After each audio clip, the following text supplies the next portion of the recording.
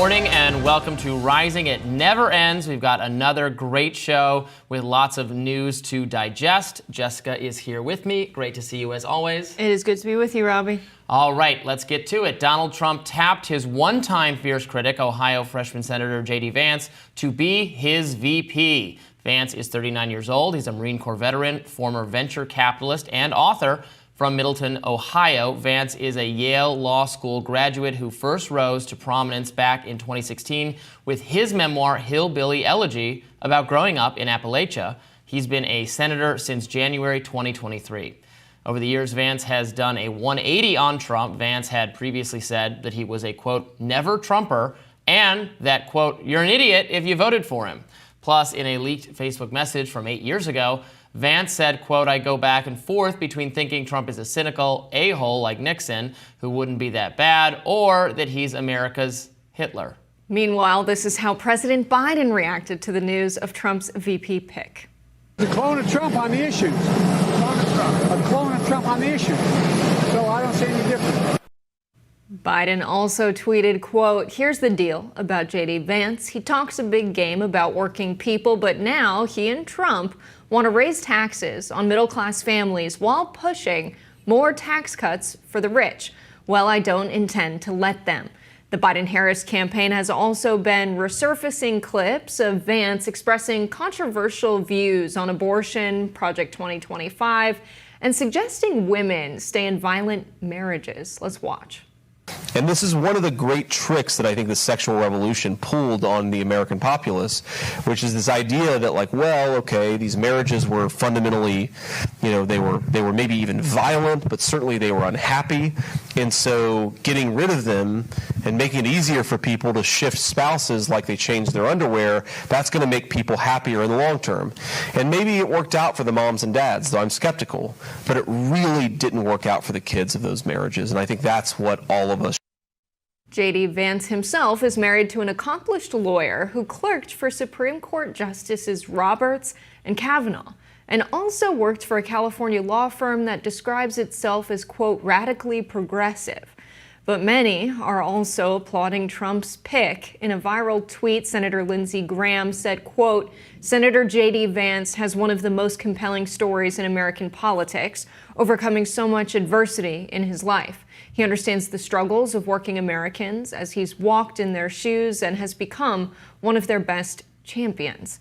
And the Daily Wire's Ben Shapiro wrote, quote, as a friend put it, Vance is truly an F it, we ride pick from Trump. Demonstrates real confidence and shows that he wants a bulldog. Vance is certainly that. In terms of pure IQ and speaking ability, Vance is the best candidate Trump could pick. But it wasn't just conservatives who had kind words for Vance. Independent journalist Li Fang writes that Vance's record, quote, shows a relatively high degree of cooperation with Senate Democrats, particularly on populist issues for enhancing oversight over corporations. He notes that Vance co-sponsored legislation with Democratic Senators Elizabeth Warren and Bernie Sanders to cap the price of insulin, and signed on to Tim Kaine's legislation to repeal the authorization of force in Iraq. Fong writes that in many ways, Vance is the most pro-worker, anti-war running mate of any Republican of the modern era.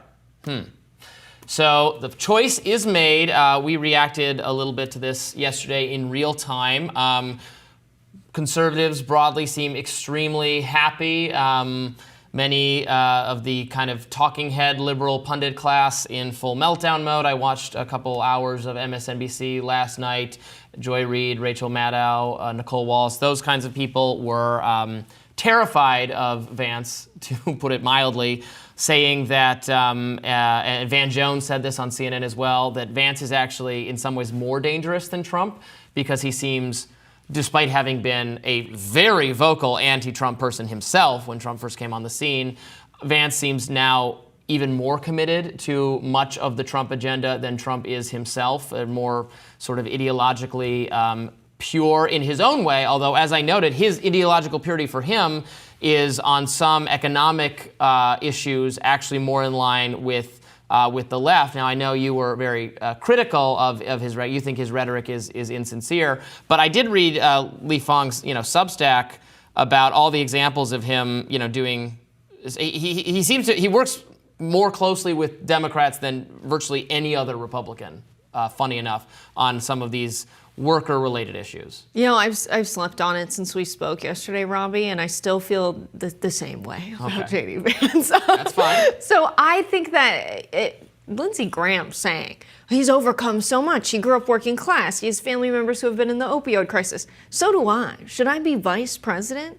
Well, the Republicans would say no because I'm a woman, but for other reasons, you have to also sell yourself out to the largest corporations in America. Yes, he wrote this wonderful book about how difficult his upbringing was and how incredible it is to grow up in a working class family and make it to the Ivy League. Great job. I did that too. Again, the GOP's not going to make me vice president, but what did J.D. Vance do? He started a nonprofit to address the opioid crisis, an issue that a lot of Americans can relate to and rally behind. And then he hired the spokesperson for that organization to be someone from Purdue Pharma, the very organization that had criminal charges recommended against their executives under the Bush administration. Do we think of Vance and Trump presidency?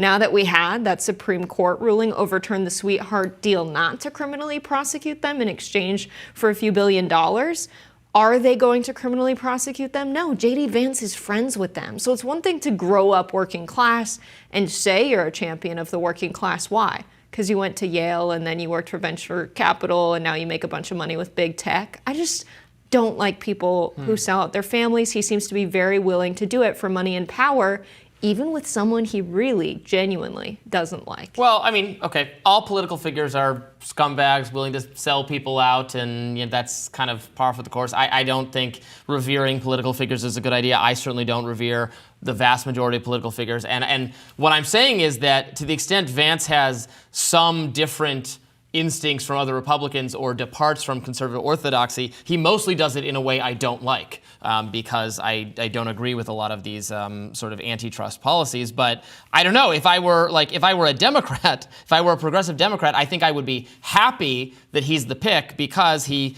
co-sponsored legislation with Dick Durbin to require price transparency and Medicare coverage status on pharmaceutical advertisements. He worked with Senator Sherrod Brown to tighten inspection requirements for rails after East Palestine. He was very vocal on those issues. Again, I'm reading from Lee Fang's Substack, Lee Fang being someone who is very progressive, again, at least on these economic issues.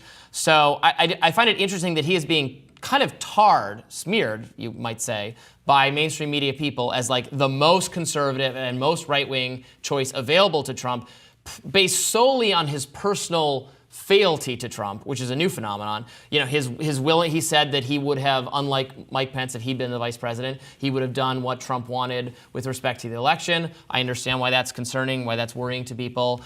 He's very socially conservative on abortion, on we're going to end marriage, no-fault divorce under Vance, maybe. Not in favor of that. He's very right-wing in that way, but that's the only thing that counts. For like, they're totally overlooking. There was no mention of. I mean, they could have had you on to say why. Well, Vance is being portrayed as a friend of the working class and has worked with Senate Democrats. Here's why I think his rhetoric is insincere. Like, you know, you have way more knowledge of this than they do. They're not even talking about that. They don't even know what his economic policies are because they can't see past the giant looming January 6th bright light. Right. I mean, when you grow up super privileged and, you end up being a figure in mainstream media, you don't think about economic issues. They've never been a problem for you. But abortion is something that maybe could affect them personally. No-fault divorce is something that could affect them personally. And that's the problem why so many mainstream media figures, never having to struggle economically, not knowing what everyday life is like,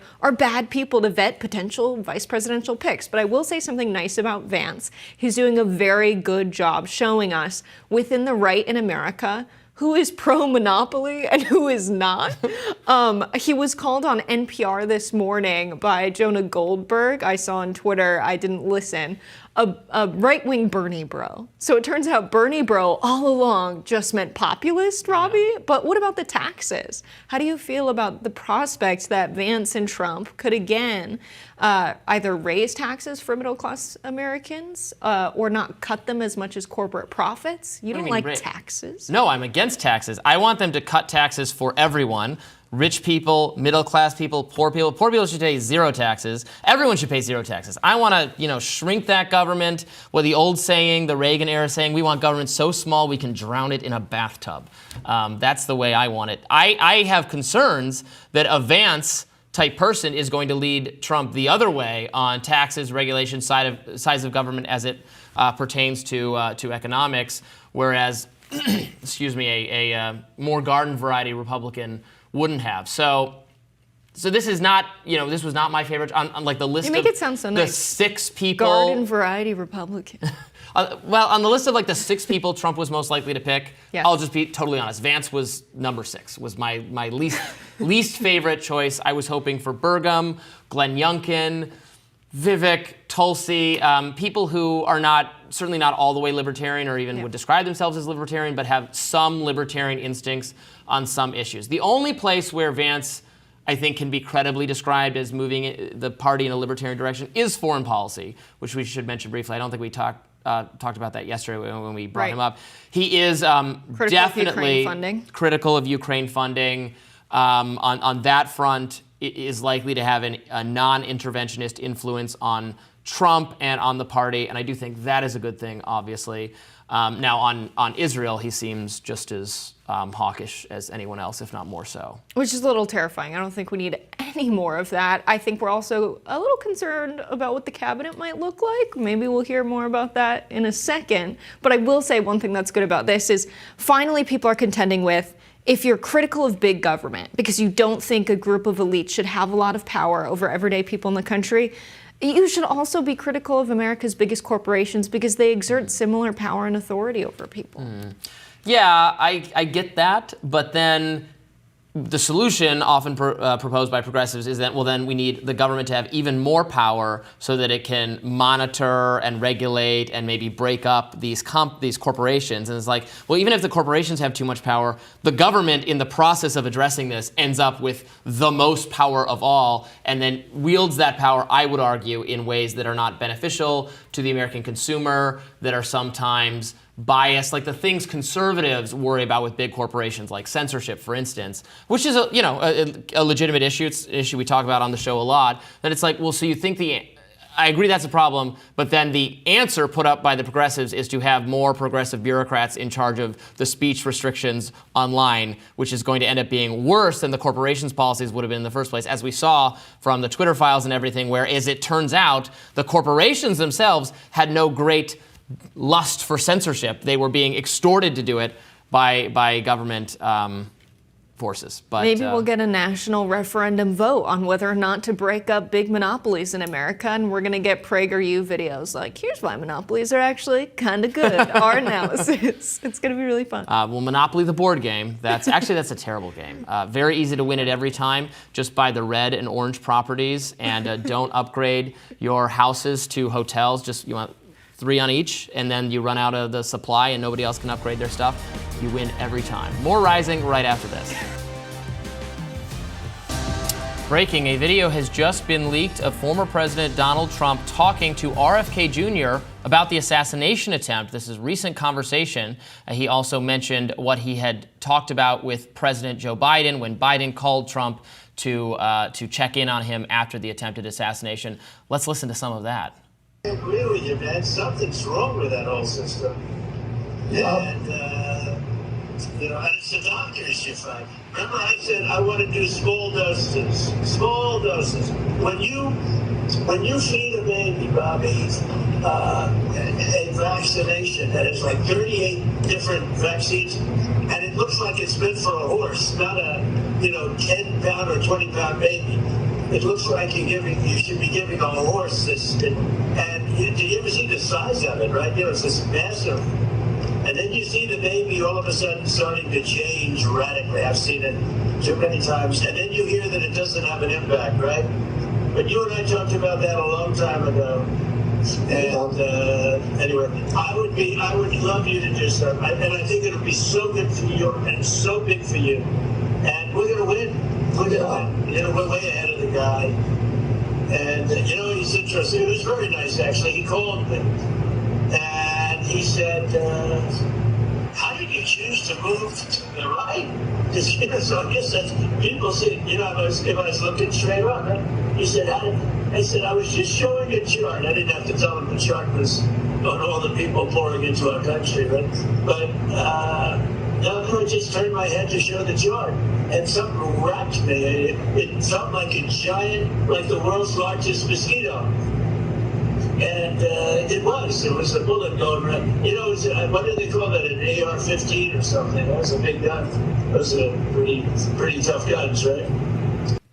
RFK Jr. has since apologized to Trump for that segment of their call being leaked. He writes on X, "When President Trump called me, I was taping with an in-house videographer. I should have ordered the videographer to stop recording immediately. I am mortified that this was posted. I apologize to the president." RFK Jr.'s son Bobby Kennedy had shared the leaked video and tweeted, quote, "I'm a firm believer that these sorts of conversations should be had in public. Here's Trump giving his real opinion to my dad about vaccinating kids." This was the day after the assassination attempt. He deleted that tweet soon after and then tweeted, quote, "Removed last one for mistaking sarcasm for real life." Very intriguing. I think Donald Trump's whole ploy there, like, yeah, vaccines are weird, right? Can I have your 8% vote share, Bobby, please? He sounds like an LA talent agent. He's like, this would be so big for you, Bobby. You should serve with me. It sounds like a deal in exchange for endorsement of Trump from RFK Jr. that he would be in the cabinet, maybe an HHS where he would be dealing with the questionable system that Trump refers to. Something's wrong with that whole system, then talks about vaccines. Seems to be the healthcare system in America. Yeah, he was previously talked about, RFK Jr. was, I think, maybe by DeSantis or by some, as like FDA or CDC, which would be, radically different, actually, roles. This is not all the same. But you're right, that's what that conversation sounds like. Trump offering him something in exchange for dropping out and an endorsement. Don't know if that's likely to happen whatsoever. Because, with RFK Jr. in the race, for all the talk from media and Democrats about how RFK Jr. is some kind of spoiler or is hurting Biden because he's actually right-wing and he's actually trying to help Trump. Like, none of that adds up at all if he's in the race. If you think he's like more sympathetic with Trump or more in cahoots with Trump or that he's drawing on the same supporters as Trump, his presence in the race then actually hurts Trump. Now, because it's taking votes away from him. You can't vote for both Trump and RFK Jr. Now, the data, the polling so far shows that RFK Jr. really draws from both, or he's also drawing from people who aren't going to vote for Trump or Biden, and it's not obvious that he's hurting more one than the other, so the kind of panic from the media has been, I think, not connected to reality. Obviously, if he were to get out of the race and formally support Trump, that would help Trump.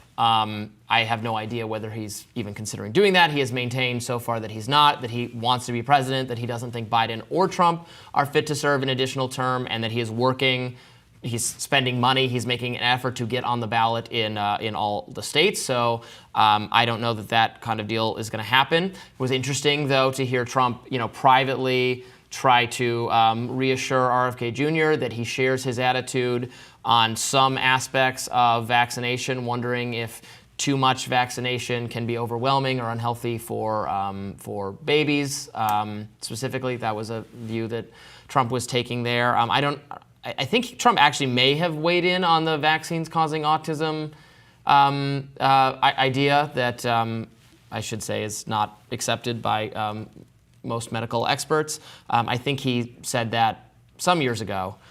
But interesting. That it was a vaccine that looked like it was meant for horses. I don't think Trump is qualified to be a veterinarian or a horse doctor nor a baby doctor, so I don't think he knows the difference there. I love that he says feeding the baby vaccines, though. You picture like a very large syringe being put into the baby's mouth.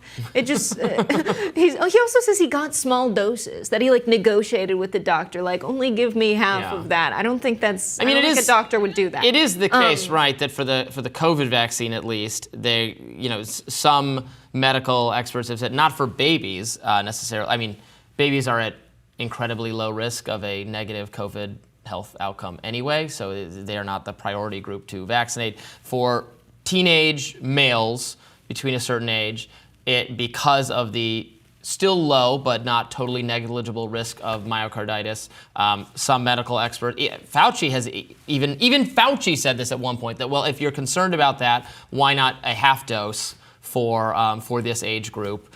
So that's not if we're talking about young males, that's not a totally out there or wild idea. For babies, I'm not sure that's what they said, although for COVID specifically, the need to vaccinate babies is not very profound.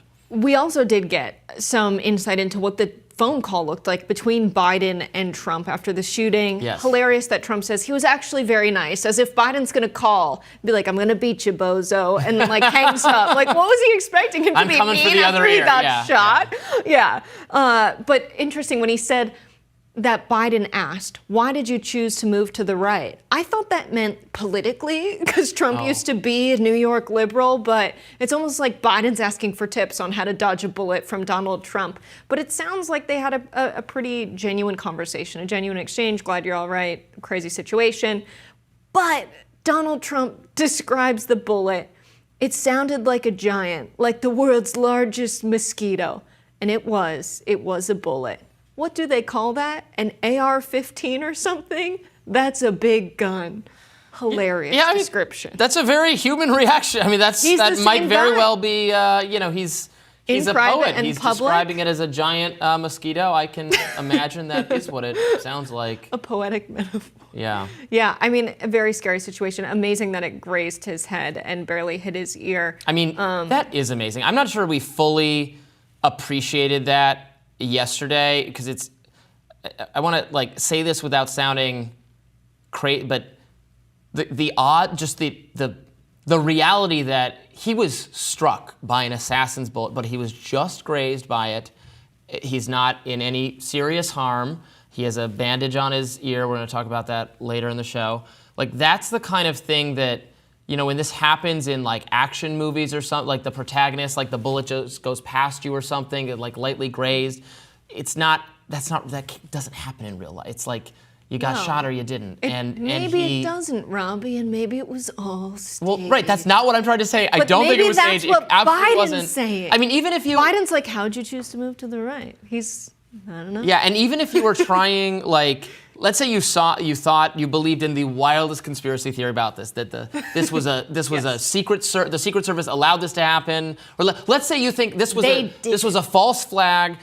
Trump wanted someone to shoot him in the ear in order to gain more popularity. It's not it just can't be done that reliably. The odds that it would just totally miss you or kill you dead are so staggering.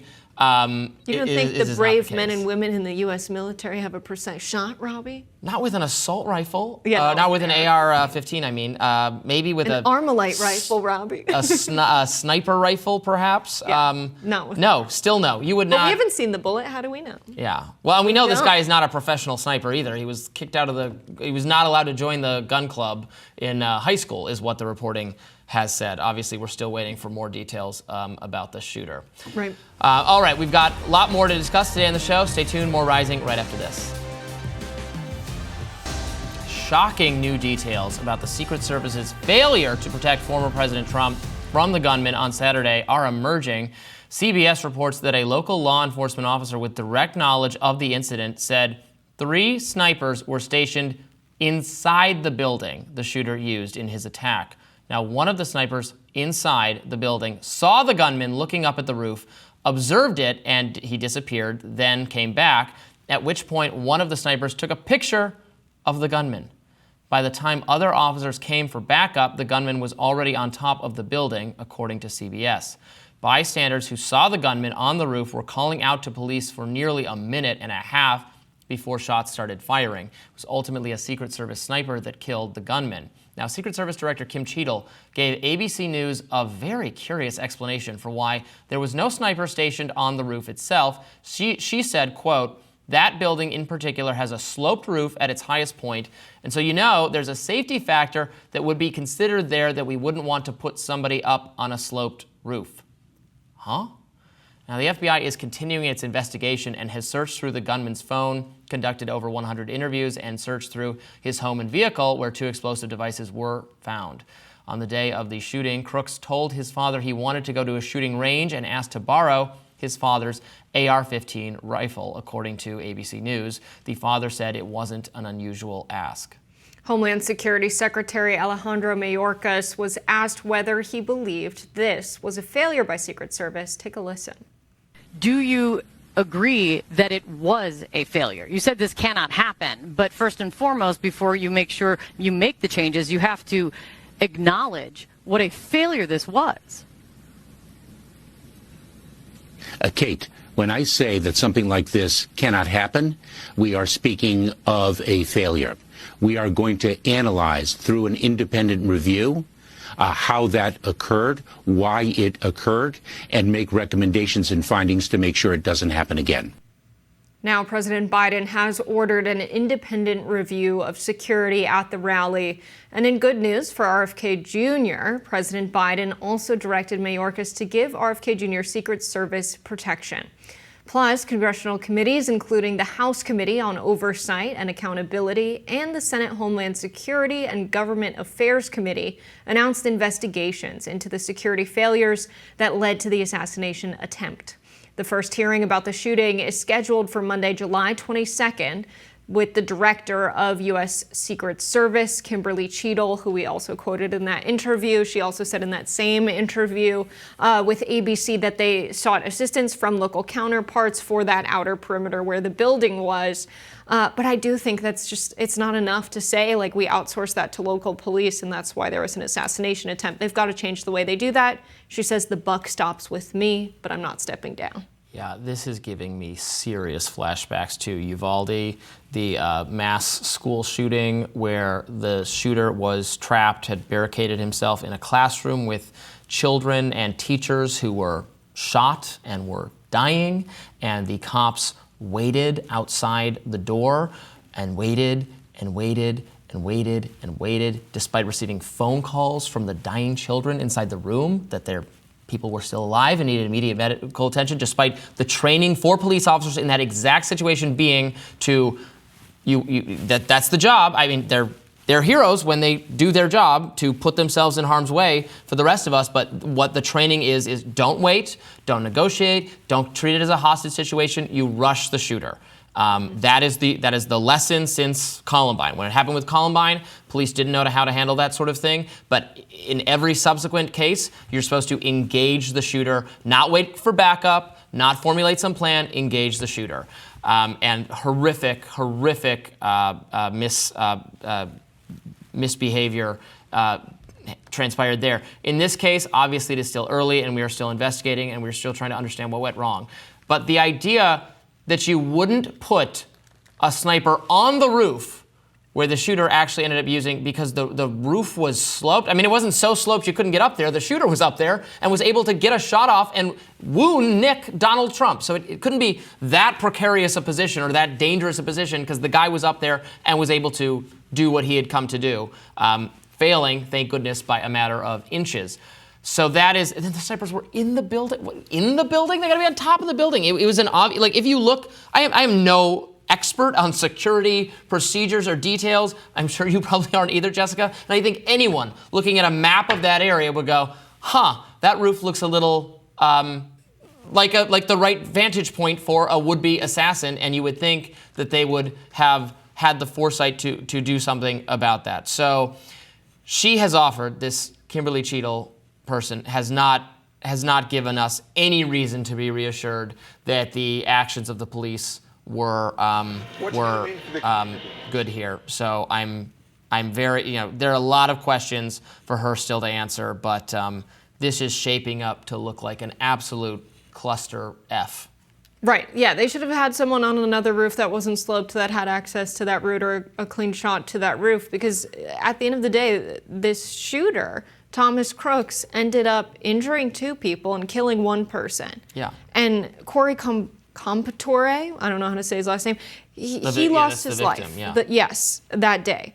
Now, he's being called a hero.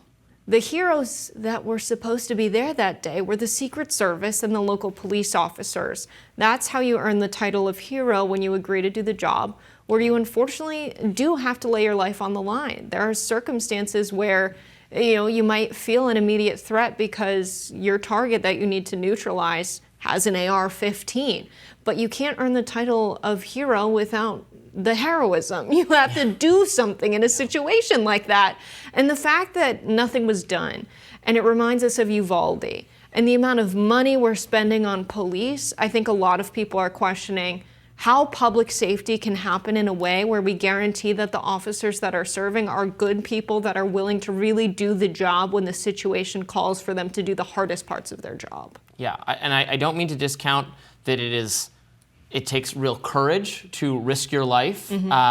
That is something that not everyone is capable of doing. I'm not saying I'm some great hero myself, but I didn't go into this line of work. And they should be well compensated, and their families should be taken care of. It should be structured so that if they do have to pay the ultimate sacrifice in order to do their duty, that they are treated the way they deserve to be treated for that. But that is part of the job, is to put yourself in harm's way. And you're right to bring up that, while we are so glad that Donald Trump was not killed or even seriously injured at all, someone did lose their life, was struck in the head, killed instantly, and 2 other people were pretty seriously injured from what we haven't seen a lot of additional reporting on that.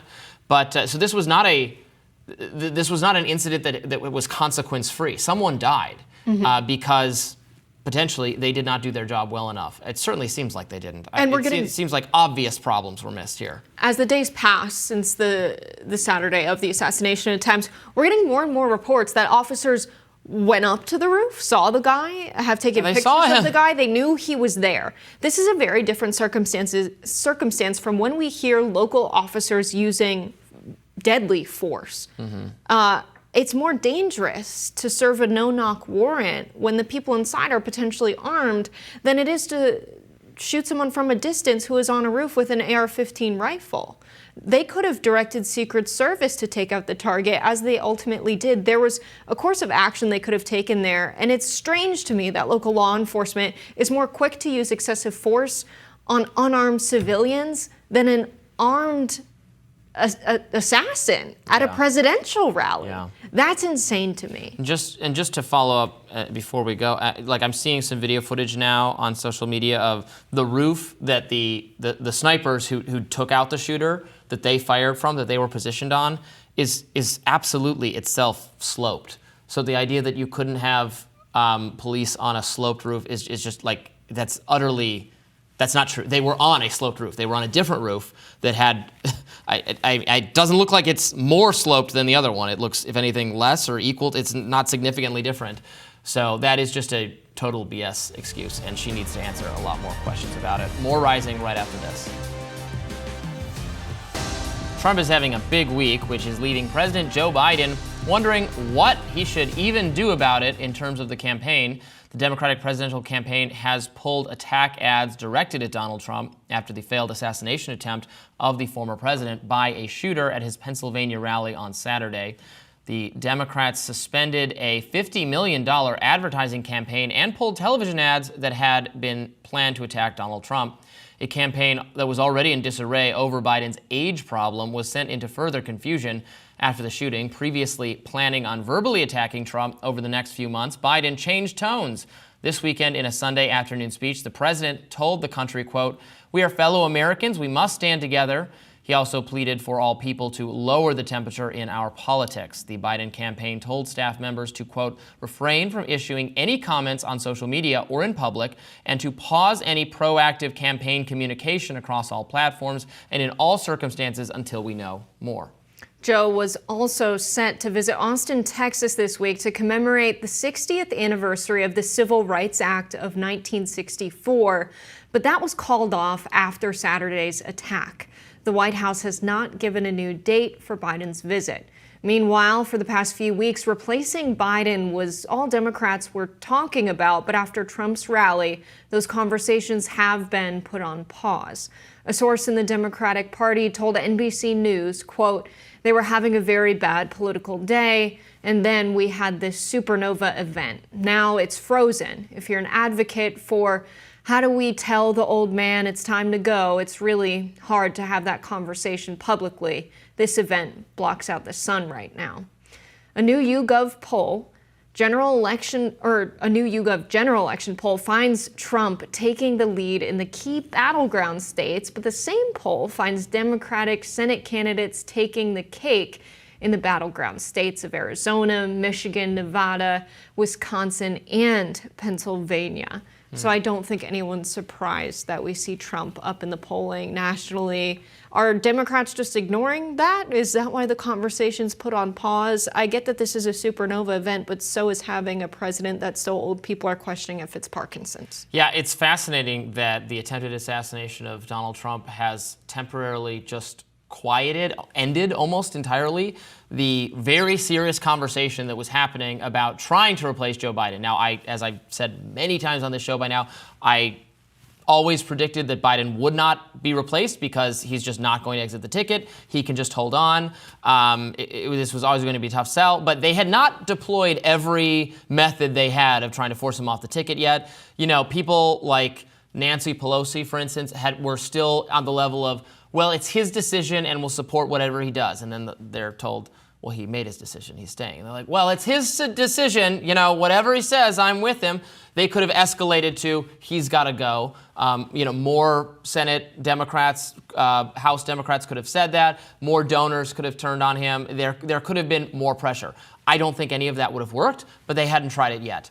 Now it seems like they're backing off that. The media in particular has just moved on to the next news cycle being the attempted assassination of Donald Trump, the picking of J.D. Vance as VP, what's happening at the RNC, Trump's pivot toward unity, all of that stuff has ended the Biden too old news cycle for now. Of course, that news cycle could always restart. We're going to talk about the interview that Biden did with Lester Holt a little bit later in the show, so we'll save that discussion. I don't think it was particularly reassuring for anyone, but we'll get into that later. But for now, yeah, they're just they're riding with Biden, maybe because they think there's been some reporting that Democratic insiders, staffers actually don't even think it's now possible to defeat Donald Trump. So why bother going through the drama of swapping Biden only to have if in an unwinnable race? I think that's too pessimistic. It's not an unwinnable race. On the national polling level, yes, Trump is way ahead, but the national polling doesn't matter. It comes down to the polling in these swing states where Trump is ahead. He's increased his lead. He's ahead by more than, in fact, he wasn't always ahead. This is kind of a recent development that he's now polling not just within the margin of error, but well ahead. But, it's not over yet. It's not over yet, but it seems to be over for the Biden campaign. They seem to be saying we're not going to campaign out of respect for Donald Trump in this time of healing his ear. I get that there was an assassination attempt. I don't think that requires Biden to not celebrate the 60th anniversary of the Civil Rights Act. I think that's ridiculous. Dr. King was shot over that and he died. I think a lot of people have talked about it in that way. It could be the reality that they're adjusting the Secret Service and the security detail at these events, and they need a lot of time to secure the events. Well, and they should. Yeah, I think it's more so about that than about Biden needs a nap. Biden is using this as an excuse to rest and not campaign. I think that could be a factor. About that? I think they're like, great, we'll use this as a reason that, it's out of respect for Trump and it's a time of healing and unity in our nation, so we're not going to hit hard the campaign trail. I think it's more so about, yes, on the one hand, security, but on the other hand, they're avoiding gaffes and they're also letting him rest. Letting him rest. Imagine having a candidate that you need to let rest all the time. I mean, like, Calvin Coolidge, one of my favorite presidents, was known for sleeping in and taking naps and only working at the White House between the offices, between the very limited hours. And he was a wonderful and effective president, perhaps because of it. So, don't want to knock this too much, but I think in our modern times, it requires a little bit more focus and attention. And there's just no evidence whatsoever that Joe Biden is remotely up to this. Yeah, he needs to campaign if he's going to try to reverse that everything is trending away from him. I don't know, Republicans have very successfully turned the whole that it's your fault that this happened for the heated rhetoric. I think a lot of that, as I've said in my previous comments, is kind of unfair, particularly for Biden. I just call it as I see it. I'm no fan of Biden whatsoever. I don't like his policies. I don't want him to be president again. But when he said, I want to put Trump under a bullseye, that was like clearly not a violent comment. In the same way that, and I get that turnabout is fair play and how the media handled these past comments exactly like this when they were uttered by Republicans was reprehensible. You might remember the New York Times and others blaming Sarah Palin, her political action committee that put the crosshairs over Gabrielle Gifford's district in Arizona. They said that was the reason she got shot, even though there was no evidence whatsoever that shooter ever saw that map, that he was motivated by conservative rhetoric. In fact, he was not even a conservative. He was just a crazy person who had a personal grudge against Giffords. But that cycle endured. That so cemented in the media narrative that years later, the New York Times put out an editorial indirectly blaming her that they then got sued over. I think they should have lost that because they won the libel case. I thought they should have lost. It was absolutely libelous what they said.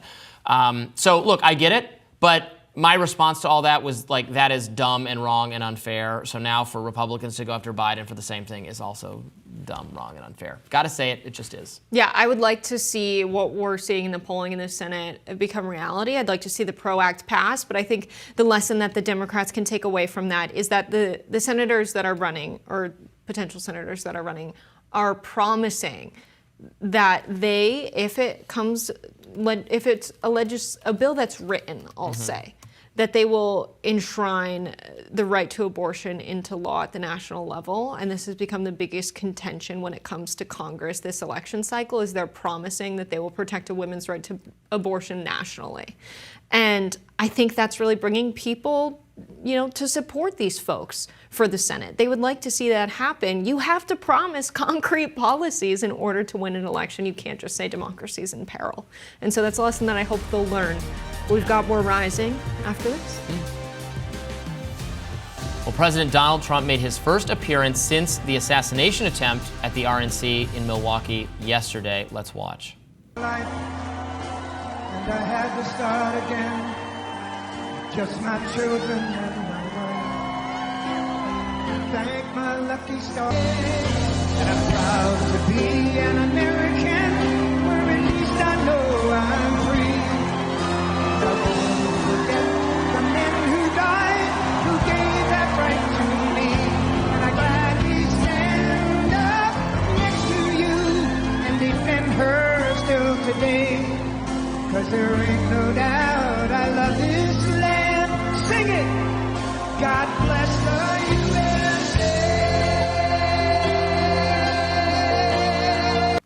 So obviously you can prominently see the bandage on his ear in that video. Now, the announcement of Trump's running mate, J.D. Vance, has enthralled many. The conservative base is fired up. Former GOP hopeful Vivek Ramaswamy had this to say about it. So proud of my friend, classmate, and fellow Southwest Ohioan today. We used to watch Bengals games at the bar in law school. It's awesome we're now here a decade later with JD joining the strongest presidential ticket in our lifetime. He'll be an outstanding vice president, and I look forward to everything ahead for him and for our country. There are also reports of protests near the convention center. The numbers are in the hundreds, and they've been calling for reproductive rights and rights for the LGBTQ+ community and other issues important to the left. Now we turn to Reason's Emma Camp, who is in Milwaukee to give us the latest. Why don't you tell us what the energy and the vibe was like when Trump came out there with the bandage on his ear? So far, yesterday, the vibe has been very positive. The energy has been very high. I spoke to quite a number of delegates and guests yesterday, and almost universally, they have been in a very positive mood and extremely confident. And I think the selection of J.D. Vance as Trump's vice president really reflects that. You know, it's sort of a doubling down on much of Trump's rhetoric, his populist stance, for example. So I think so far the Republicans are very confident.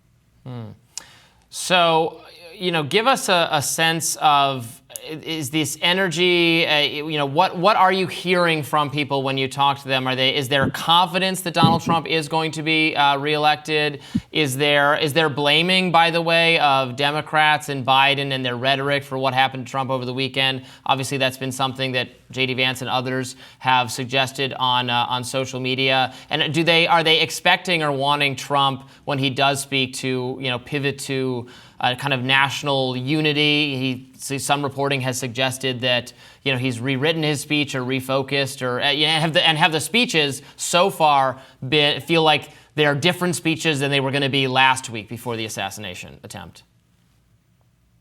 So the individuals I've spoken to have been almost universally extremely positive and sort of superfluous in their praise of Trump. But this is not new. This has been going on since Trump first came onto the political stage. I think there is a little bit of a desire for vengeance, if that's perhaps too strong of a word, from the delegates I've spoken to. I think there is a sense that Democratic rhetoric led to this. From my perspective, I'm not so sure if that's just kind of a attempt to score political points. Obviously, if you're in this position, it's a very good idea from a political perspective to try to blame it on the other party as much as possible. And, you know, there haven't been too many speeches yet. I think a lot of them have been very triumphant, but I do have a little bit of hope that there is going to be an attempt to unify the country a little bit more, especially coming from former President Trump when he gives his final speech later. And, you know, another way of thinking about why there might be an increase in language around unity is that right now the Republicans are forecasted to do so well in the election in November that I think they sort of can get away with making some overtures to unity without having to be quite so partisan, because I think there's a sense that they don't fully need to behave that way. Now, Emma, there was a really unlikely guest at the Republican National Convention. A union leader, Sean O'Brien with the Teamsters, was there. Can you tell us what the reception was like? Were people surprised that a labor leader was present at the RNC? I don't think so. You know, I think since Trump has sort of come on the scene and really taken over the Republican Party, the economic positions of the right and the left have converged. You know, I found this a lot when I was speaking to people yesterday. They brought up how much they love Trump's tariffs, for example, you know, his high entitlement spending. And they really were praising an economic agenda that you wouldn't be surprised to see from President Biden in many ways. So, you know, I think I saw a lot of online reaction to this, where there's some surprises, like you could have expected to see this at a Democratic national convention. And I still think you could. I just think that the Republicans and the Democrats are getting increasingly similar in their economic positions. And it was not just the kind of labor, a high-profile labor presence that had some people going, huh, at the RNC. Also, there was Amber Rose, who has a face tattoo and who I think previously praised Satanists for encouraging more people to have abortions, but is now a dyed-in-the-wool Trump supporter. I saw someone tweet, I can't remember who it is, so apologies for just ripping this off from some random person, but that, you know, if you'd seen a labor leader and Amber Rose, you'd heard they were speaking at a political convention in 2008, you would have assumed this would have been the Democrats, but now it's the Republicans.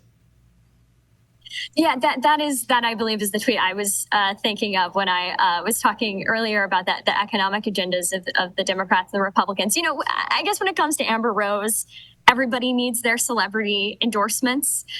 You know, I find her a little bizarre, but, you know, I think that there are a lot of speaking slots over the course of the RNC, and somebody has to fill them. Now, I'm curious because the 48 sponsors of the PRO Act that would protect labor rights in the United States are all Democrats in the Senate.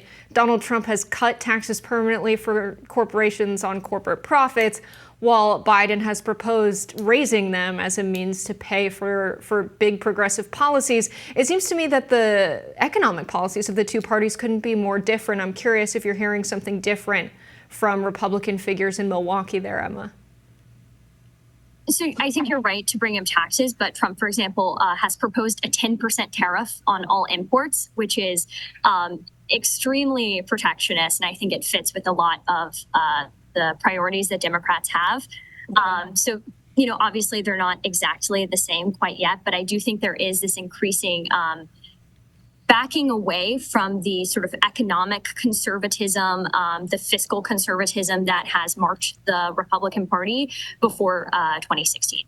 Well, yeah, I think the main difference is that Republicans are in an interesting position because they're doing better in terms of voting. Their supporters have become the average income of their supporter goes down. They're doing better with culturally kind of conservative working class people than they have in other cycles. And culturally conservative working class people don't want, tax cuts for the wealthy and are more supportive of the entitlement state and are supportive of tariffs, like you said. Now, are Republican elites down with all those policies? Some are, many still aren't. Many of the same people are around still from the, nobody in Congress ever actually retires or dies. They're, still some of the same people from the 90s who would have preferred more of the Reagan and Bush style economics. But the base is turning because of the, beginning with their culturally conservative views fitting in with the Republican Party, or just being culturally that's the party for them now, but then their ideas are economically different. So it's kind of like I think they're tugging at the party to move in that direction. How much movement is actually taking place is not clear. Now, I think Vance does signal a lot of movement in that direction, although we've had a couple disagreements about that today, Jessica. What do you say, Emma? Yeah, no, I would agree very strongly with that. Many of the delegates I spoke to did not give me the impression that they were party elites necessarily, right? These are people from rural Texas who are just coming to support their state party. And they definitely voiced that that economic shift. For example, I heard a lot of support for protecting Social Security and Medicare, for example. So yeah, I generally agree with that. And I think that J.D. Vance, who has voiced very strong support for entitlements, he wants a child tax credit, for example, he wants to continue to back Social Security and Medicare for a very long time, really does signal that economic shift. We had a really shocking leak come out of RFK Jr.'s camp this morning, a private phone call of him and Donald Trump. Have you heard this audio playing from any cell phones there in Milwaukee? Has anyone talked at the convention about this leaked phone conversation from what you've heard?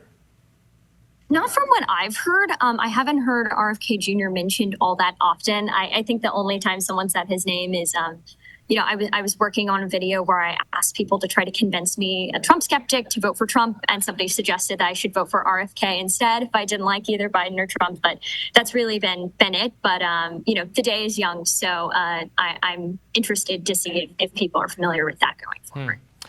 Emma Camp, thank you so much for giving us some reporting on the ground. We appreciate it. Thank you so much.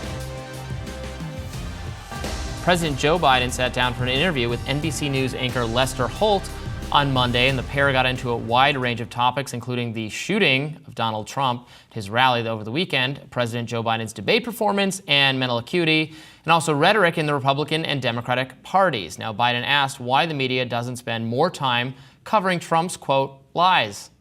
Why don't you guys ever talk about the 28 lies he told? Where are you on this? Why didn't the press ever talk about that? 28 times it's confirmed he lied in that debate. I had a bad night. I wasn't feeling well at all. And I had been, without it making it, I screwed up. But I just asked the question because the idea that you may or may not have seen what some of these other folks have seen. You're not on the same. I'd have to see. I was there. I'd have to see it. I was there. And by the way, seriously, you won't answer the question, but why didn't the press talk about all the lies he told?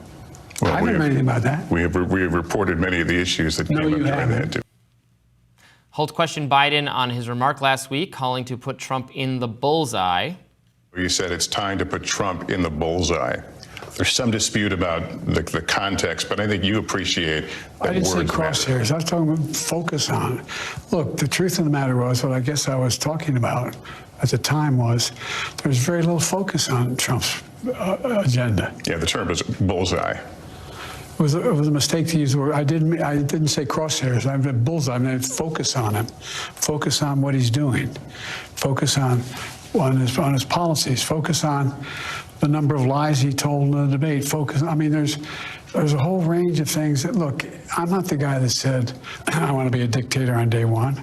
I'm not the guy that refused to accept the outcome of the election. I'm not the guy who said that won't accept the outcome of this election automatically. You can't only love your country when you win. And so the focus was on what he's saying. Holt also asked Biden about his next plans of when to debate Donald Trump. Mr. Trump has said he's giving you a chance to redeem yourself, basically the idea of engaging in another debate. We're going to have another debate. Yeah, you're going to have one in September that's on the books. Would you be open to doing one in the next few weeks? I'm going to debate him when we agreed to debate, and I'm going to debate him in September. But if the opportunity came up to do one between now and then, is there a sense of wanting to get back on the horse? I'm on the horse. Where have you been? I've done 22 major events, met thousands of people, overwhelming crowds, a lot happening. I'm on the horse. What I'm doing is going out and demonstrating to the American people that I have command of all my faculties, that I don't need notes, I don't need teleprompter. I can go out and answer any questions at all. I think that's a no on the extra debate for happening. Yeah, I don't think we're going to see that happen. I don't think Biden would agree to that. I think Trump probably would. I think the debate was great for Donald Trump, but it's very clear that Joe Biden, while he's on the horse, it's not a race horse. They're doing the bare minimum. It's not a run for president. It's a slow walk. Yeah. I don't think this interview did Biden nearly as much harm as the debate did. It maybe didn't do him any harm. I don't think it was particularly reassuring. Lester Holt was an easier interview. I mean, he asked some fine questions. I think it was good to press him on whether he would do another debate.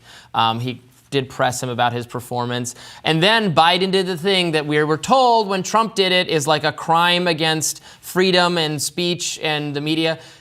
Biden goes after the media. Obama would go after the media. When Trump goes after the media, it's treated as a crime. But there was Biden contesting that the media, wrongly saying that, well, the media did no publicizing of the alleged lies Trump told during the debate. That is just absolutely not true. I can guarantee, without even having to double check it or Google it, that NBC News has written about the things Trump said during the debate that they think were false. It just didn't make as much news as the fact that Biden is in way, way worse cognitive shape than most people were aware of. And the reason that's such big news, that it was such a shock, is because the media did not sufficiently cover it. So maybe he should be critical of that. But they did call attention and have called attention. Like, does anyone think that more media, more critical coverage of the things Trump says is the missing ingredient for the Biden campaign? I mean, that's just ludicrous. They're very, very critical of him. What's been different in the last month is that they've been as critical of Biden as they usually are of Trump. Not that they're being less critical of Trump. Right, and sure, of course, mainstream media was covering the lies that Trump told. The idea that asking a question about his cognitive health when he had a debate performance like that, he's like, I know it went bad, I was there. Okay, let's talk about it though. This is your chance to tell the people, yeah, I was really sick. I know it's bad, but I believe I made some strong points on X, Y, and Z policy. Here's how me and Trump are different. He's not running a presidential campaign. In that interview, he seems like an egomaniac or celebrity that's trying to redeem their ego after a very public controversy. He's not talking about policy when asked about the debate. He should be saying, Trump lied about this, and this is what's going to happen. He's going to get into office, and he's going to sign, legislation into law, creating a national abortion ban at 6 weeks without exceptions, as his now running mate has said before. And we're not going to do that. We're going to codify Roe into law. If I'm elected, we're going to get a majority in the Senate and the House, and we're going to do this. He's not running a campaign. That's what I take away from this. It's sad to see him. That was a lot of words for him to say in a row that you just said. I don't think he could. And that's the problem. That's why we need a replacement, because we need someone who can do that. Not just someone who's willing, but someone at the very basic level who just can get the words out. Yeah. So it's still not looking great. He also he brought up some policy differences with Trump. They again talked about the bullseye thing, which I said in an earlier segment today. I mean, people can go back and watch it if they can't remember which segment I said it in. Probably in the generic Dems in disarray segment we did. That I don't really think Biden's bullseye comment was particularly offensive or inflaming or overheated. And that this kind of thing is engaged in by all sides. I mean, if you should be disqualified from public office for calling Trump Hitler, then Trump's own vice presidential candidate needs to be disqualified for office because J.D. Vance did just that. And a little of these sort of you're contributing to the political violence. A lot of that argument has been wielded in bad faith by the media in previous election cycles against Republicans. So, of course, they're doing it here, which I do not at all approve of. But, Biden is in a tough place right now trying to bring the fight to Trump. How do you do that? Trump is a more sympathetic figure right now than he's been in years as a result of the shooting. He was already doing well as a result of the debate. He was doing pretty well before the debate as a result of the economic reality of the country and immigration and issues where he is trusted on. I mean, in terms of an issues election, the only thing that holds Republicans back is abortion, and he has tried to stake out a much more moderate, Vance has not, but Trump has tried to stake out a more moderate ground on it. So it's looking bad. I frankly don't know what the Biden campaign should do to turn it around. And this is what's given rise to the categorization of what people are calling blue MAGA. It's when they've realized that the liberals of the United States, the Democratic Party, are not liberals who believe in this freedom of thought. They want their party to not be criticized and the nominee to be who he is because that's our guy and that's who they picked. And people are realizing that the people who have called themselves liberals are actually neoliberals, people who are radical centrists, who will protect the privatization of public goods, who will protect the wealthy at the expense of the working class, that they stand for having the illusion of democracy, but they really don't care about democracy at the end of the day if they believe the party officials should handpick the leaders. And so I think we're going to continue to see the rise of the categorization of Biden's Democratic Party as blue MAGA. More rising right after this. The money is pouring in for the Trump-Vance ticket. One of the main sources is Silicon Valley billionaires, including Elon Musk, who just pledged to donate $45 million a month to a new pro-Trump super PAC called America PAC. Here's one reaction, someone on Twitter, on X, saying, "Oh my God, Elon Musk is going to help Trump save America. Elon Musk is donating around $45 million to a pro-Trump super PAC. Do you hear me? Not $45, not $4,500, not $45,000, but $45 million American dollars. Thank you, Elon Musk. Let's show this man some love. Pass this great news around." The super PAC was created by movers and shakers of the tech world. The Washington Post reported former tech tycoon and now crypto dudes, Cameron and Tyler Winklevoss, reportedly gave $500,000. The total raised so far is more than a whopping $8.5 million, and it's just been reported that tech titan Andreessen Horowitz told staff they are donating to Trump. Back in the day when Facebook and Google were just getting started, Silicon Valley masters were perceived to support left-aligned causes. Tech journalist Jessica Lessin had this to say. Silicon Valley has long been perceived as one of the most liberal, left-leaning places in the world, and now key Valley figures have boosted Vance into a Republican VP candidate and will play a very big role in trying to get Trump reelected. I think the lesson here is that tech wealth and power can be leveraged very effectively, but also that the tech left is going to have a lot of soul-searching and rebuilding to do. So, Robbie, what's going on? Why is there this sharp right turn from the tech bros? So we should keep in mind here that J.D. Vance, who has been picked as Trump's vice president, has some close ties to Andreessen Horowitz, to Peter Thiel, who is the billionaire co-investor in Facebook, came to attention that way, also PayPal. Peter Thiel came out as a supporter of Donald Trump in 2016. He spoke at the RNC. It's notable because he's a gay man and he spoke about feeling accepted in Trump's version of the Republican Party. In 2020, he did not contribute. He said he thought the race was not winnable for Trump. And now he is funded, so he supported J.D. Vance for office. He also supported Blake Masters, who's the Arizona Senate candidate in 2022, who did not win. I wonder if the Vance pick is primarily designed, or partly designed at least, to bring Peter Thiel back into the fold.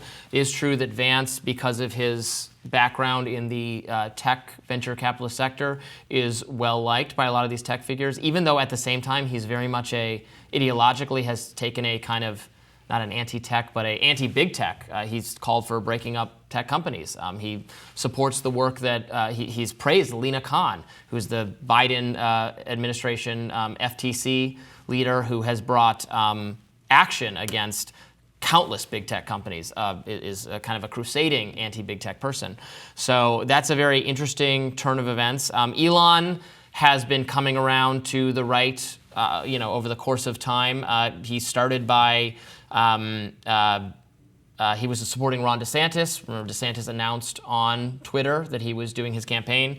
Elon said he would not support Trump, but that he was supporting DeSantis. So now there's no DeSantis option. He has come into the fold. You've seen a lot of very wealthy people who I think find Trump distasteful for personal reasons, or at least did in the past, because of January 6th, because of the things he said about shithole countries and immigrants. They found that rhetoric very off-putting, but at the end of the day, they think their economic conditions, the regulation, the state of the economy will be better under Republican leadership. So they're finding ways to overcome any dislike they had of Donald Trump and hope to make a lot of money. I think the tech bros like JD Vance because they like the idea of deregulation. I think specifically the tech bros in San Francisco and Silicon Valley are upset with the fact that they have to look at the homeless people that they created. Kate Willett put it really well on Twitter. She wrote, JD Vance and his Thiel sponsorship is the most prominent example of one of my standing theories. An underrated contributor to U.S. fascism is literally San Francisco tech guys and their long-standing resentment about having to look at the people they made homeless. I went to San Francisco recently. There's over 8,000 people experiencing homelessness in the city. There's an absurd amount of money in Silicon Valley, and the city is not seeing any of it. The city is in shambles. And so the idea that they can come in and they can make this their tech hub and they can raise rent costs so that the median, not the average, the median rent is $3,375. You cannot afford to live in that city on minimum wage. And that's not pulled up by outliers. This is the median rent cost. That's insane. And so I think the reality that these guys have relied on the deregulation of the financial industry at the hand of Republicans in order to get funding for their startups, which most of the time are vanity projects, is ridiculous. That's why we saw the collapse of Silicon Valley Bank. I think they're in bed with the right now because they know that that's the only hope that they can make a living by securing that funding, paying themselves a hefty salary, and having their startup fail in 5 years. I disagree with a lot of that. San Francisco, I just looked it up, has spent $1.1 billion fixing the homelessness crisis in just the fiscal year 2021 to 2022. They spent about $3 billion in the years prior. If money was going to fix homelessness, there would not. If it was just a question of money, it would be fixed. It's not just a question of money because the homeless in San Francisco, in addition to just being poor, are dealing with profound mental health issues and drug addiction. And so if you throw money at them and say, here's a place you can stay, here's treatment you can get, here's all of these things you can do, it doesn't work because they're ill and addicted and they don't stay in the housing, they ruin the housing. They have to be on the street to be near to their drug dealers. So you can't fix the problem until you have a more, a stronger desire to actually, you don't have to incarcerate them, but you have to actually forcibly treat them or keep them in mental health institutions. So the money is just being spent on housing is not working. But Robbie, if they can't afford rent, if they can't afford a house on their own, and they're put in some of the temporary housing that was created with that $1.8 billion investment, they're still experiencing homelessness. They still don't have a place to live permanently. So of that 8,000 figure, 2,000 are living on the streets. So the money's going somewhere, but if they can't afford the median rent, because wages aren't enough to afford rent, they're still homeless. With the money that the city government is spending on the homelessness, they could pay for every single homeless person to live in an apartment. It wouldn't work because the homeless would not stay there. They're choosing to be on the street because they're drug addicted and mentally ill. And until they're treated for that, and it's a difficult thing to treat. If it was easy to treat, we wouldn't have homeless anymore. Yeah, why do you think they're making the decision to choose to be on the street? Because they're addicted to drugs, and the street is where you buy drugs. And you've talked to all 2,000 people living on the streets of San Francisco. No, we've had guests on in the I don't know anything about this, but we had guests on in the past who have explained that this is the root of the problem of hopelessness. I mean, I can see it in the streets of D.C. The homeless people on the streets of D.C. It's not just that they're poor, it's that they're drug addicted and mentally ill. That's why they scream obscenities at you and occasionally engage in violence. And it's very sad. I want it fixed, but it doesn't. The lack of housing is not a problem. I lived in a building in D.C. where they provided heavily subsidized or free housing to homeless people. What happens time and time again is they wreck the housing and move back onto the street so they can engage in the kind of extreme drug and mental illness behavior that is sad and needs to be fixed. And we're already spending money. We might as well spend this money fixing the actual problem. The housing first strategy, I'm convinced, doesn't work. Of course, there's a lot of hysteria and misinformation around homelessness. The reality is that when the median rent is $3,375 and the minimum wage federally in the United States of America is $7.25. And there are people working for tips, working as waiters. They can't even afford that, even if they're being paid the federal minimum and not the California minimum wage. If they're being paid $15 to $20, they still can't afford rent. You don't have to be mentally ill to understand the math isn't mathing. Well, the rent is unaffordable because there's too much restriction on building more houses. I don't know if you agree with that or not, but I would presume you wouldn't want more houses built, and that could bring down the cost. If there's more houses built, there's extreme restriction, particularly in California. It's like the worst state for this in the nation, on where and in what circumstances more housing can be built. And that's what drives up rent. The issue is not that there's not enough units in San Francisco. The issue is that the pricing of the units is too high. Well, that's because there's too few It doesn't units. matter if you build more units. This is not a supply and demand issue. It's absolutely a supply and There are demand vacant issue. It's units, unquestionably thousands supply of them and in demand. San Francisco right now. The issue is that the market isn't caring that the price should be lowered in order to have more renters. They don't care about that. They would rather get the tax deduction by having those units be vacant. And so the issue is that you have a lot of people living in too. We can get rid of who are that. very high salaried people. They are tech bros working for these kinds of startups where someone gets a chunk of money from a bank like Silicon Valley Bank that's circumventing financial regulations from Dodd-Frank. And so now you have these people who are making a high salary to essentially do nothing, to add no value to society. A lot of these startups fail. And so what you have happening is they're able to afford rent. They increase the rent costs in the city. The units are not any better. There's no fewer units available. But what you have is people willing and able to pay a higher price, so they raise the prices to get that cash transfer as landlords. And that's why the prices are high. There's an artificial now everyone constraint living on in the San supply. Francisco can't afford that. Yeah, the general unaffordability is tied to the incredible artificial constraint on the supply of housing in the state. That's not the homeless problem is a drug addiction problem that needs to be treated that way. But I think we're going to end up debating this many more times on the show to come. So stick around. More Rising right after this. MSNBC's Morning Joe is back on air this morning after the Trump critical program was pulled off the network yesterday, 2 days after the attempted assassination of Donald Trump at his Pennsylvania rally. Now, here's what the hosts had to say this morning about how they were treated by the network. We were told in no uncertain terms on Sunday evening that there was going to be one news feed across all NBC News channels yesterday.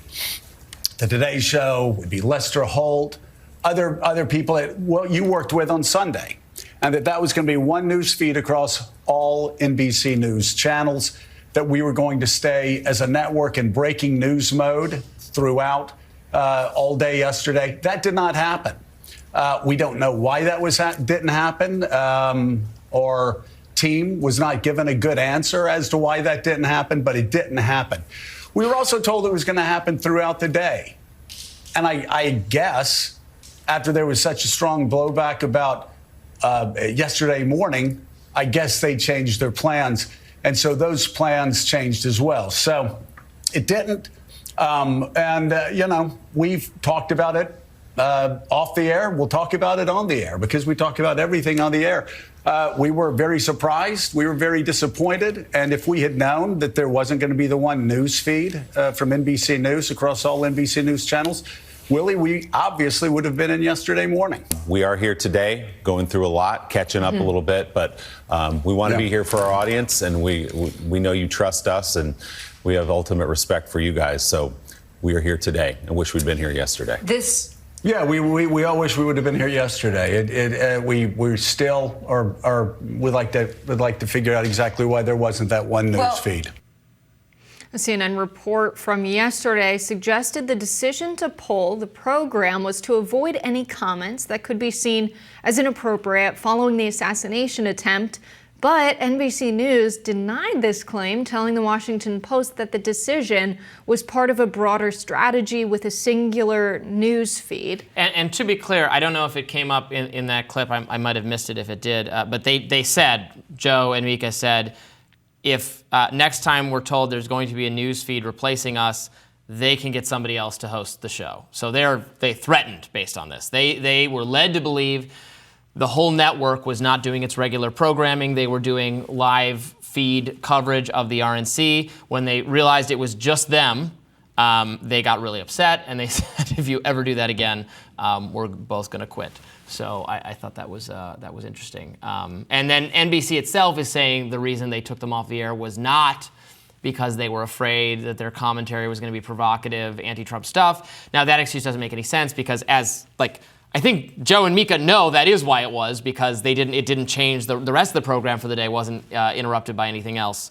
I think they know it was that reason. And I mean, they're obviously correct to be unhappy about their bosses saying, we don't want your commentary today. It shows that the confusion at the network at MSNBC that they have hosts who have these incredibly anti-Trump views. They have an audience, a shrinking audience every year, but an audience of people who expect crusading anti-Trump content. Yeah. But they think the network thinks that this was not the moment for crusading anti-Trump content. I don't know. What say you? That could have been their money-making day. That's the audience that they coveted. And so if that's your audience that you're relying on to make a bunch of money and you're the network, you can't one day decide, you know what, we're not going to do that. Specifically today, you guys are off the air.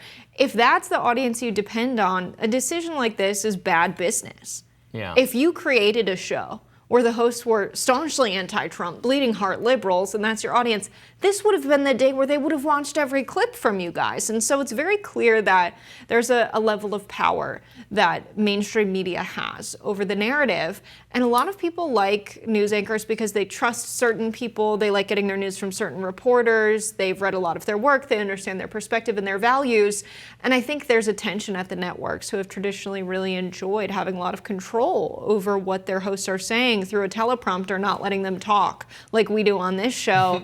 And in moments like that, moments where they feel like the nation's in crisis, they really pull on those strings. Well, you can also never assume that people in charge of networks know what they're doing from a business standpoint, because they have ideological agendas too, in addition to the bottom line. It's surprising. I know everybody, probably a lot of our viewers think that the bottom line at the end of the day, so the advertisers influence the content. I understand that view. I think that view was probably more that can happen, and I think probably in cable news. Right, in older times, I think that probably was a bigger impact. Now, again, if you're seeking profits, if you're money making, you're very beholden to the audience, frankly, because you want, and that's true of us as much as anyone else. We got to produce content that our viewers like to watch and to interact with. So we're very cognizant of not just what perspectives they like. I mean, that's not a problem on our show because our show features a variety of perspectives. It's a debate show. But we know what topics they like, and we're more liable to cover them. But for people in charge at places like CNN and MSNBC and mainstream media organizations, it often, I think, appeals to the people in charge to have a very neutral or just the facts, just reporting kind of programming, because that's comforting and easier. That's not going to get them in trouble. That's what the people in charge want. But it turns out that people watching and listening tend to be people with strongly held political views, and they want opinion, and they want some provocation, and they want it to be fiery and feisty and informed and well reported. It's not anything against good reporting, but they want it to have a perspective. And so that mismatch, I think, has led a lot of the media into disarray, into discord between not wanting it to be perspective-based, but knowing that perspective-based is actually what viewers want. I remember the first major news day I had. It was when Roe v. Wade was overturned, and I was on the first show of the day on TYT, the 9 a.m. show. The producer texted me, Roe was just overturned. Or it was when the leak came out. So not yet, but we're pretty sure based on what we had. And I remember thinking, many people watch the news to help process big events, big things like an assassination attempt against a former president. And if they're used to getting their news from certain people, there's a comfort in, I'm getting the information from this person I always hear it from, they're helping me process it. And I remember feeling this is a big responsibility to have, to be the person that helps people process historical events. And so I'm sure the hosts of Morning Joe felt this obligation to their viewers that they have that relationship, that they wanted to watch Morning Joe on Monday morning. And it sounds like I'm making this a little bit more emotional than it should be, but I bet the viewers had a bad taste in their mouth about the network when their reliable hosts were denied the ability to give the information to their viewers, who are very loyal customers, frankly, of the network. Yeah. Very much so. All right, well, we'll be paying attention to see if Joe Scarborough and Mika Brzezinski are on the air tomorrow. More Rising right after this. For the first time ever, a union president spoke at the Republican National Convention. Teamsters President Sean O'Brien closed out the first night of the RNC by calling out big business for waging a war against American workers. For context, the Teamsters are one of the largest unions, and they've supported Democrats for decades. Let's watch. The American people aren't stupid. They know the system is broken. We all know how Washington is run. Working people have no chance of winning this fight. That's why I'm here today, because I refuse to keep doing the same things my predecessors did.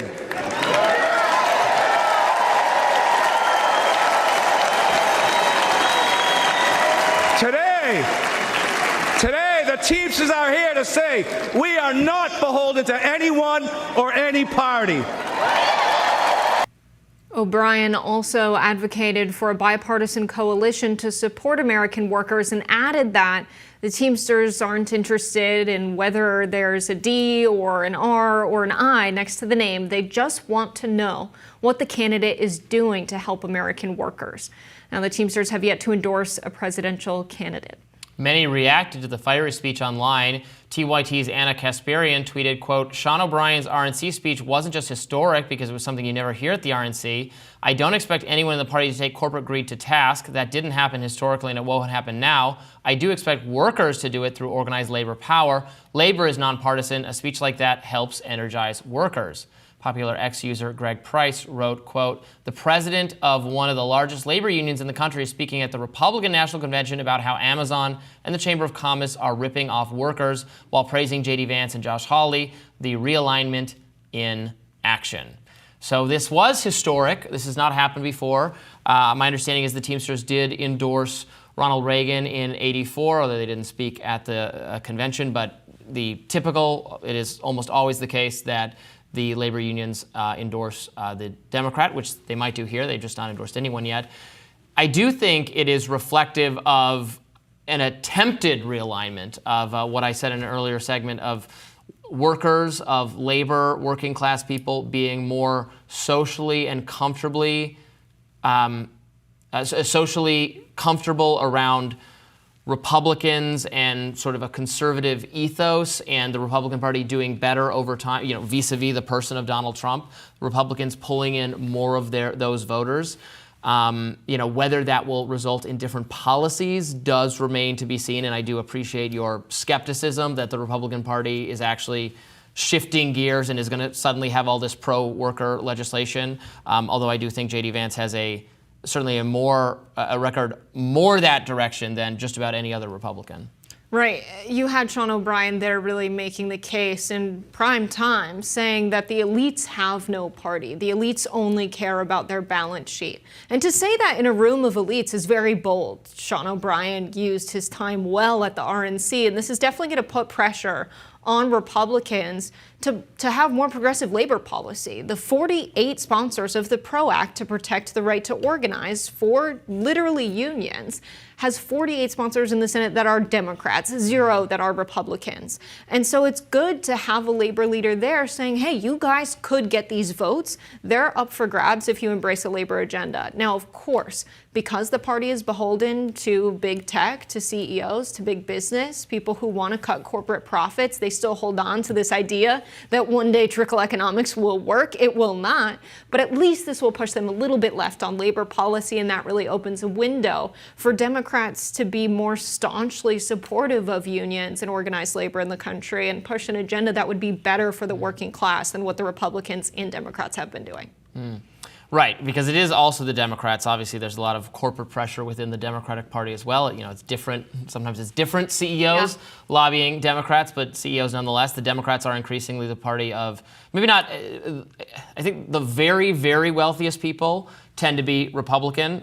You know, Elon Musk has pledged what, 45 million a month till the election to help reelect Donald Trump. Bill Ackman is there. There was another, David Sachs spoke yesterday at the RNC. So I think it's fair to say there are very, very big businesses supporting Donald Trump. Of course, there are, you know, supporting Democrats as well. And then at the kind of like slightly still elite but not billionaire level, you know, the professional managerial class, the highly educated and wealthy and affluent white elites are now disproportionately Democrat. Those are the people that Trump really lost over the course of the last 8 years, or Republicans have lost because of Trump, is well-educated, wealthy white elites, and black elites as well. Whereas the Republicans have gained among less highly educated, less wealthy, working class people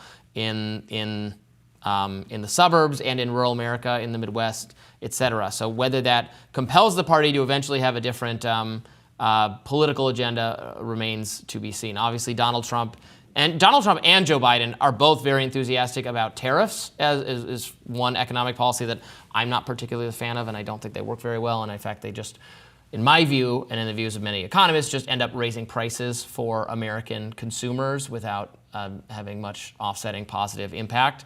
But Biden has recently proposed a bunch of tariffs on Chinese goods, and Trump wants to extend them, and Trump did the first. So there is a shifting in that direction on the Republican side. Yeah, I mean, 66% of voting age Americans are participating in presidential elections. That 34% is majorly working class people. I think a lot of the working class in America has a distaste for any politician, for all politics, because they've seen so much promise to them. And the country in economic decline, whether a Republican or a Democrat is in office. And so they're pretty jaded and apathetic with politics. A lot of the voting class is already the middle class. And so this divide and people framing Trump supporters as being working class, a lot of studies have found that they're overwhelmingly middle class, and that working class people are just not participating in the political process. And so I think there's an opportunity for unions to say, we have some sway, we can push an agenda, we have workers that are organized all together in their workplaces around the country. We can ask them what kind of policies they want to see. We can ask them what they think needs to change in their workplace, that they need a fair share of the profits that they help produce for the companies they work for. This is why you have UAW President Shawn Fain saying, actually, what we're going to do now is we're going to do a general strike in 2028 if we don't see the policies pushed by the administration that we want to have happen. And so it's a big moment for labor. It's a big moment for workers. And whether you're in a union or not, you can benefit from this kind of pressure on the elites in the country to unrig the economy against the working class. Shawn Fain has a role to play there at the RNC. You know, Chris Smalls has a role to play as the actual labor leader of the Amazon union that was a worker at Amazon, not the typical union boss. And there's a role to be played by the democratically elected Shawn Fain, who's been pressured under a Democratic administration by the federal oversight officer of the UAW to withdraw their political statements on the administration's position in Gaza.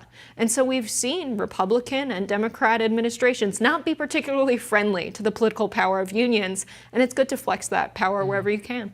Well, I know that some workers have mixed feelings. I mean, support, they're supportive of unions and understand unions are good for their own economic interests, but sometimes, I know this from reading Batya Ungar-Sargon. I read her book about working people. Batya used to help co-host the show and appear on it.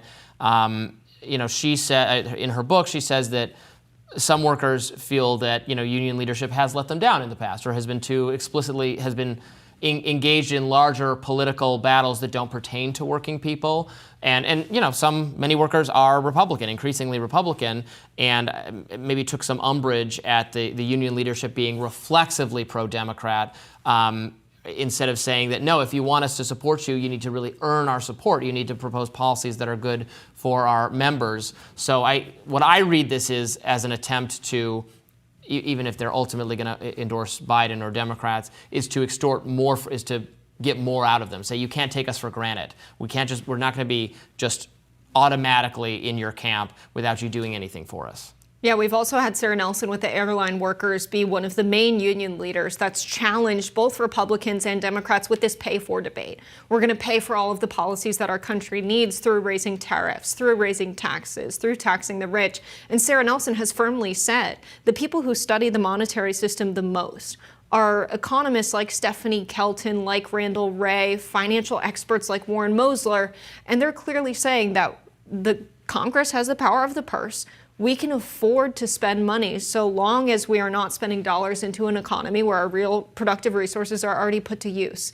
And Trump said it himself, it was fine that he raised the national debt because it was under his presidency. So what does that tell you? That they know this all very well, and they use the debt as an excuse for austerity politics, less resources, less of a good economy for everyday working people, and more profits for the elites and the shareholders of the biggest companies. So had to shout out Sarah Nelson on that as well. I know I shouted out the boys, but she deserves her flowers. Well, we'll have to debate that at a later date, because that does it for us today on Rising. Thank you so much for tuning in. We'll have another great show for you tomorrow. Be sure to like, share, and subscribe so you never miss any content. And for those of you who like to listen while you're on the go, we are available wherever you get your podcasts.